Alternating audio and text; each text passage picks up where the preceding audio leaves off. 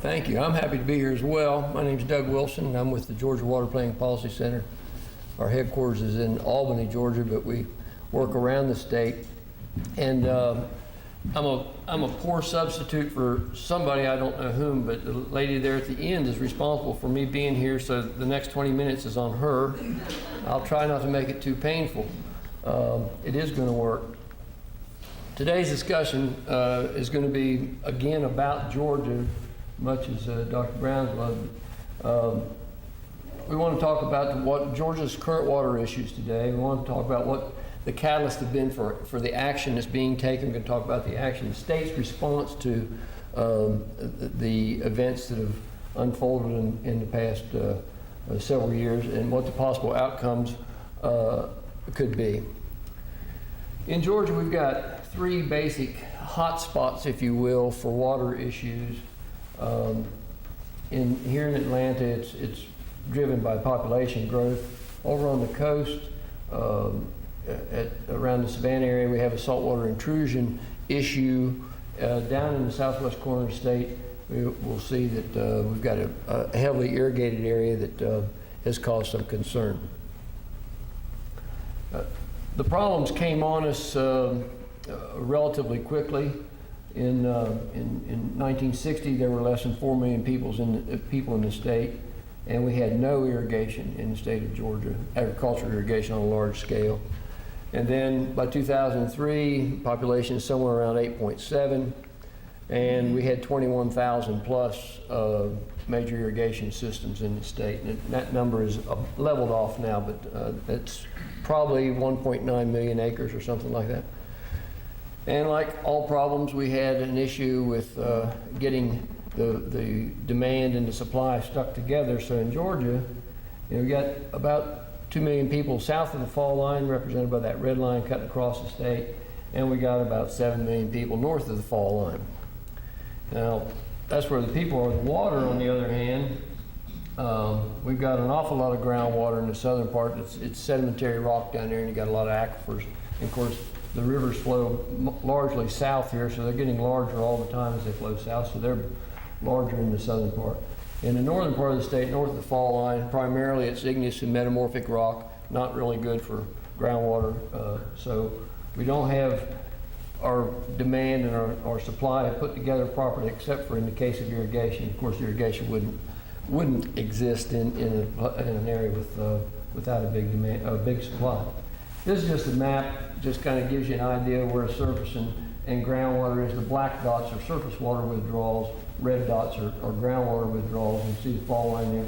Mostly surface water north of the fall line, mostly groundwater south of the fall line. And again, we got few people, but an awful lot of irrigation south of the fall line. And we've got a lot of folks and almost no irrigation north of the fall line, 60,000 acres or so. So that's what we had. Here's our agricultural permits, and you can see it's red and black again are the various sources, ground and surface. In this slide it's reversed. I need to change that in the future. But the southwest corner, the Florida aquifer is essentially under the surface. It's really prolific. The ground is flat. It's a big agricultural area. So we've got 800,000 acres, I think, irrigated in the Flint River Basin down there. That's a bit of a cause for concern. I didn't mention saltwater intrusion.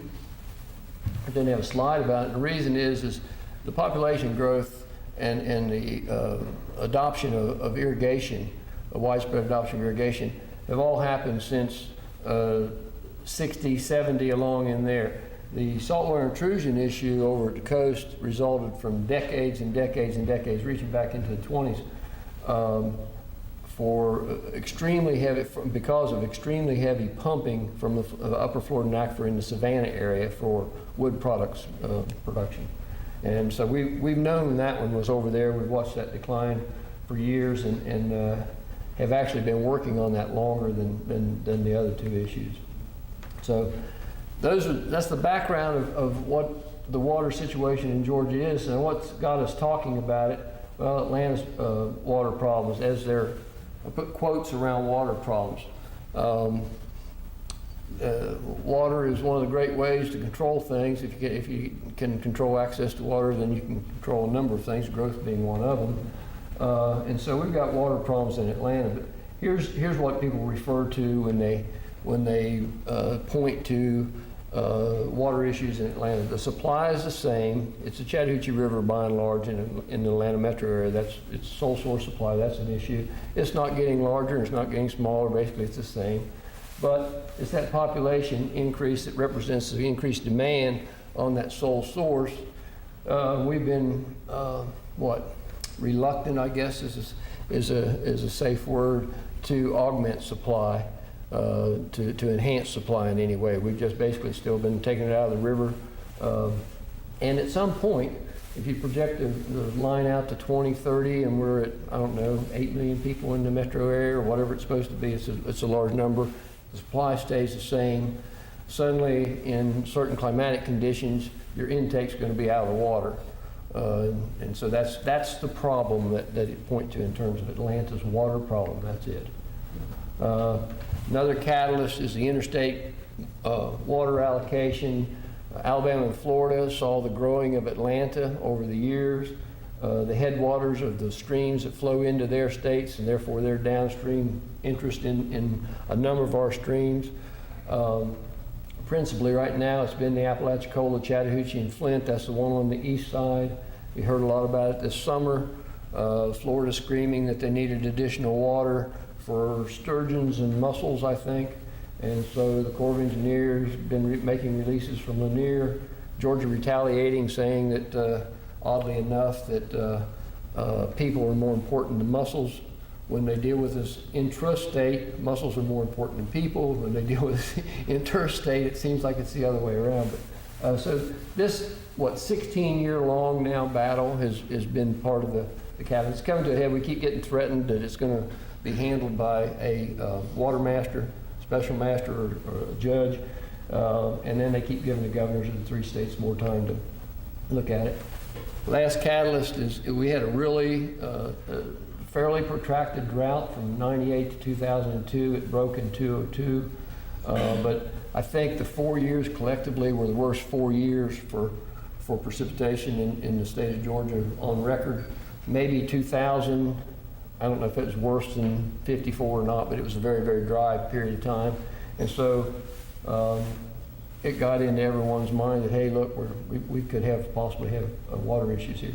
What's the state going to do, or what is the state doing?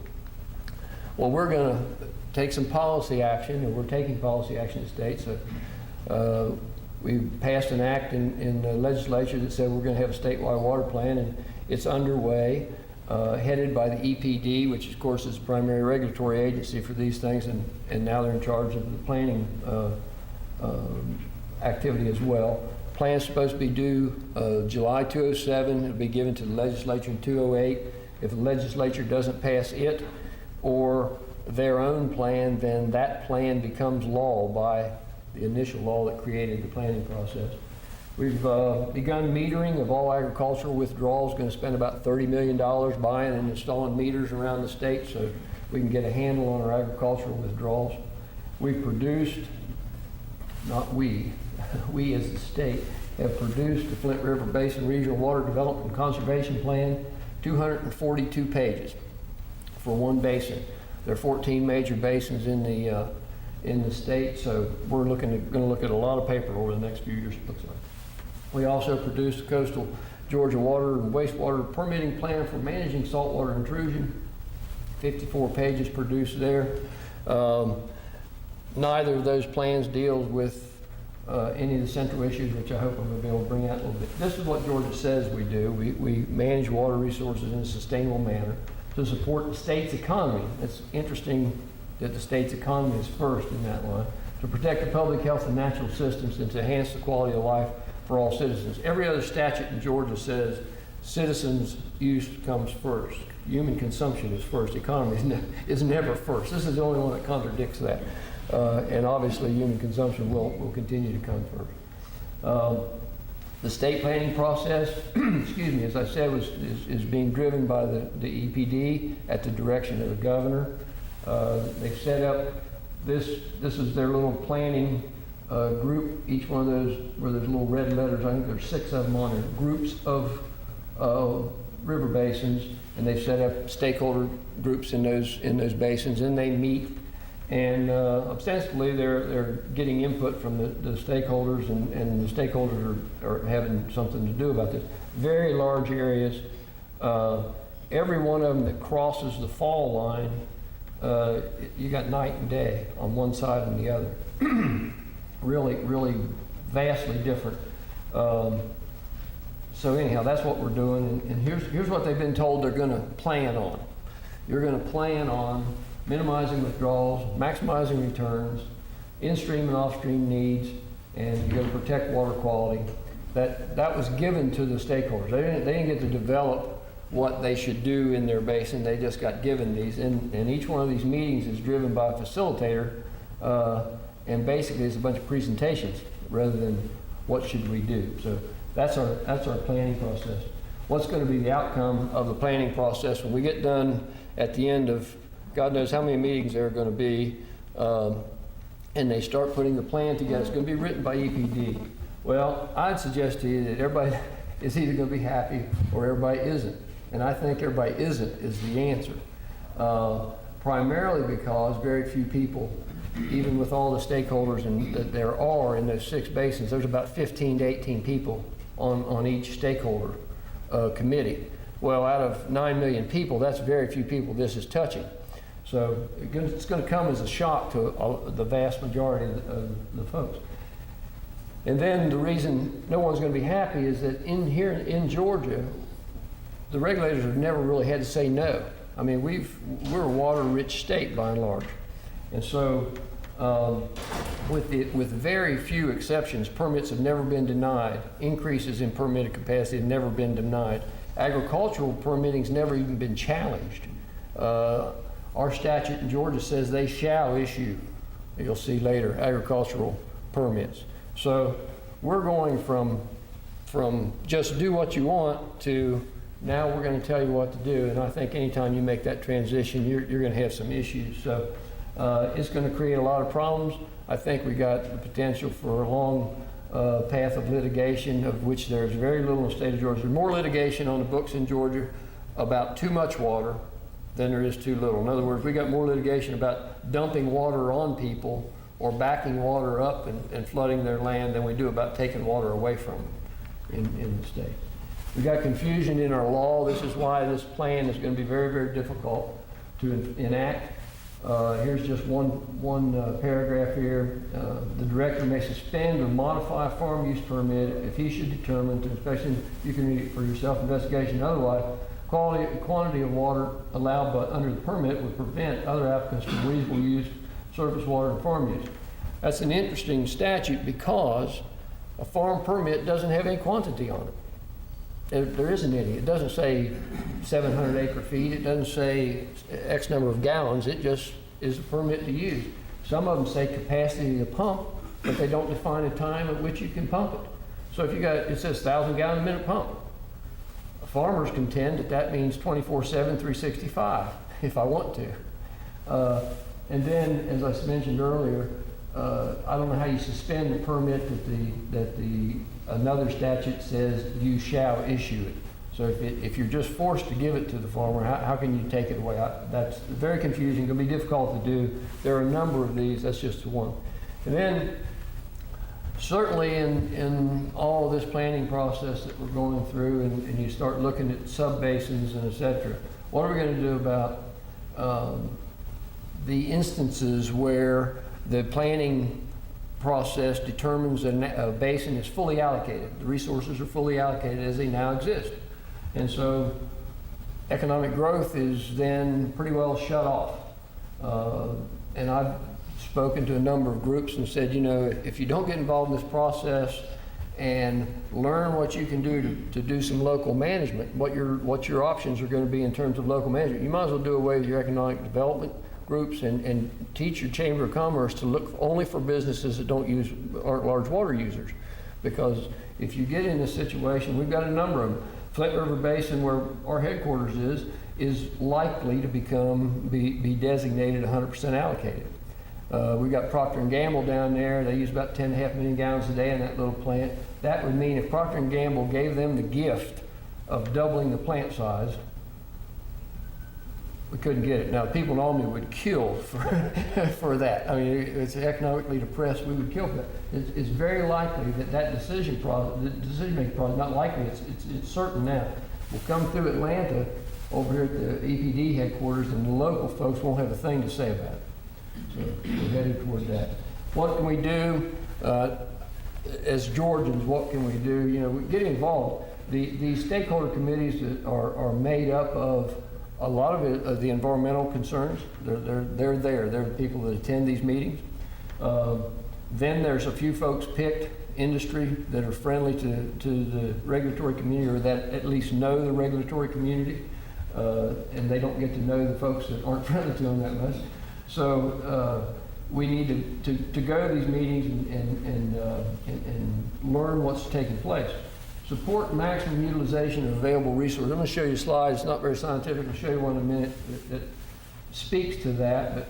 But if you recall those tenets, those 4 tenets: maximizing returns, minimizing withdrawals, etc. There wasn't anything in there about maximizing utilization of the resource. There wasn't anything about stretching the resource. There wasn't anything about augmenting the resource.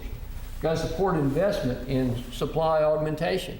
I mean, we're a water-rich state. I would submit that any water management district in Florida, for instance, spends more monthly than the state of Georgia spends annually on water issues. And I think I could probably back that up with actual mathematical fact, accounting. And we got to support decentralization of the management of these water issues. We got to do it on the basin level, on the aquifer level, on some level other than statewide, where every decision out there in the world comes to the Floyd Towers downtown and then goes back out, particularly in agriculture. The Environmental Protection Division has had a difficult time tracking 567 municipal permits in the state. I mean, that's how many there are. There's 21,000 ag permits, and they're not located in anybody's town. So how you would, and a lot of those ag permits, individual ag permits, pump more than a lot of those municipalities do out there. And it's just not good. That part's not going to work. And then I haven't spoken about riparian rights. Georgia's supposed to be a regulated riparian rights state with a reasonable use doctrine over the top. I'd submit to you the way things are going right now that our riparian rights, if you want to use more than 100,000 gallons a day in Georgia, it limits you to the right to ask for a permit. That's what your riparian rights are. If you use less than 100,000 gallons a day, and otherwise, if you're a homeowner, you are still a true riparian in Georgia. They can't keep you from doing it, and except through zoning, where they tell you got to have a certain size lot in order to have a well and septic, all that. But basically, you can get to it. This is the little slide. I did this for a city commission. You got to boil things down for city commissions lots of times, but they passed a provision in Albany, where I live, that Albany, Georgia would stay at drought 1 level water restrictions regardless of what the state was doing. In other words, we can't water but 3 days a week, and we can only water during certain times. Here's the funny part. Albany is known as the artesian city, but we have drought 1 level water protection no matter what. Georgia gets about 50 trillion gallons dumped on it in an annual year through precipitation. That's 50 inches of water and approximately 59,000 square miles. I think our driest year on record might be 32 inches or something like that, but still, it's a lot. This is basically the scale. Now, that little white drop is total surface and groundwater too. 50 trillion gallons now is just precipitation. It's not counting what's stored in the groundwater. We got, what is that, 2.5 trillion gallons total surface and groundwater demand in the state. And this little tiny dot, if you take out thermoelectric demand, so is our true demand, irrigation, industrial, and municipal, 1.2 trillion gallons is what Georgia needs to run a year as it currently exists. I'm not going to suggest that we can control or manage 50 trillion gallons of rainfall. That can't be done. But I would suggest that we ought to be able to manage something in excess of 1.2 trillion to the benefit of the state, rather than having to, quote, conserve our way into prosperity. I frankly don't believe you can conserve your way into prosperity. I think you have to work your way to prosperity. And I thought that's kind of interesting. You might show a point. I talked about things that we aren't doing, and this is kind of peculiar. A lot of people have heard about aquifer storage and recovery as being used lots of places to augment supply. In Georgia, we had a law against it. It just sunsetted in 2005, I believe. But we actually passed a law in Georgia. It's basically for the coastal plain. We've got that big saltwater intrusion issue over there. Some very enterprising guys said, tell you what we'll do. We'll put in aquifer storage and recovery, and we'll start flooding the upper Florida over there with water, and we'll sell it to the city of Savannah. And environmental concerns said, whoa, wait a minute now, we don't like that. They actually managed to get a law passed to prohibit the use of aquifer storage and recovery in Georgia. Permit trading. This doesn't make a new supply, but allows you to keep your supply manageable and dynamic. And of course, in Georgia, we're not allowed to trade permits. They're given to you by the state, so therefore you don't own them. It doesn't matter if you own 8,000 acres of land and you're pumping, you have a permit to pump it. So we don't do any permit trading. So I think that's about the end of this thing. In summary, we'll go through it. We've got some issues. The rapid growth population and irrigation are responsible for the focusing of the issues. The state is going to plan, and we're planning. The thing that the plan doesn't do is minimizing withdrawals and maximizing returns on those things. It doesn't say who's going to determine access and under what conditions is access going to be denied. In a riparian right state, that should be central to the thing. In a public trust state, you don't have to worry about it. You know who's going to do it. Well, it says we're riparian rights, but obviously we're not going to be that. The confusing laws are going to lead to litigation over the implementation of whatever plan they come up with. We have enough supply to meet our needs for a long time into the future, maybe indefinitely, if we would begin utilizing it. I mean, if Las Vegas could put their hands on the kind of water that lands on Georgia in a given year, they would be giving land away to have more people come there, I think. You know, it's kind of ludicrous. And thus far, we've just chosen to reduce demand over the augmentation of supply. And so I guess here's where we are. This is a western picture, but you know, we're gonna fight and litigate in Georgia. We haven't done much of it yet, but I think we're on the verge of doing that. And then I like that photo. So that's all I have for you today. Thank you.